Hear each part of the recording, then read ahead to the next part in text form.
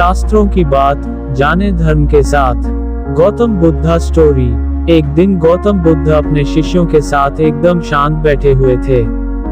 उन्हें इस प्रकार बैठे हुए देख शिष्य चिंतित हुए कि कहीं वह अस्वस्थ तो नहीं है। एक शिष्य ने उनसे पूछा कि आज वह मौन क्यों बैठे हैं, क्या शिष्यों से कोई गलती हो गई है। इसी बीच एक अन्य शिष्य ने पूछा कि क्या वह अस्वस्थ हैं, पर बुद्ध मौन रहे।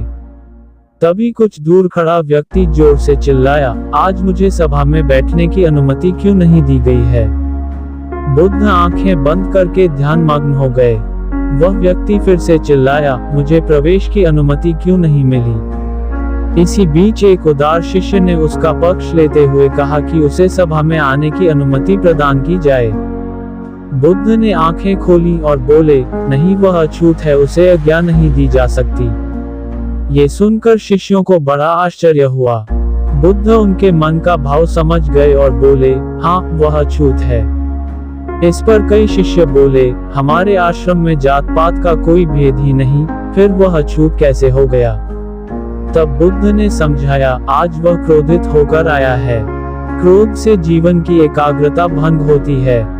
क्रोधी व्यक्ति प्रायः मानसिक हिंसा कर बैठता है, इसलिए जब तक वह क्रोध में रहता है तब तक अछूत होता है। इसलिए उसे कुछ समय एकांत में खड़े रहना चाहिए। क्रोधित शिष्य भी बुद्ध की बातें सुन रहा था। पश्चाताप की अग्नि में तप कर वह समझ चुका था कि अहिंसा ही मनुष्य का महान कर्तव्य व परम धर्म है। वह बुद्ध के चरणों में गिर पड़ा और कभी क्रोध न करने का प्रण लिया। शिक्षा।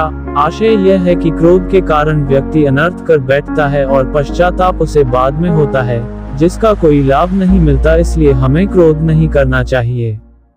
असल मायने में क्रोधित व्यक्ति अछूत हो जाता है और उसे अकेला छोड़ देना चाहिए। क्रोध करने से तन, मन और धन तीनों की हानि होती है। क्रोध से ज्यादा हानिकारक कोई और वस्तु नहीं है।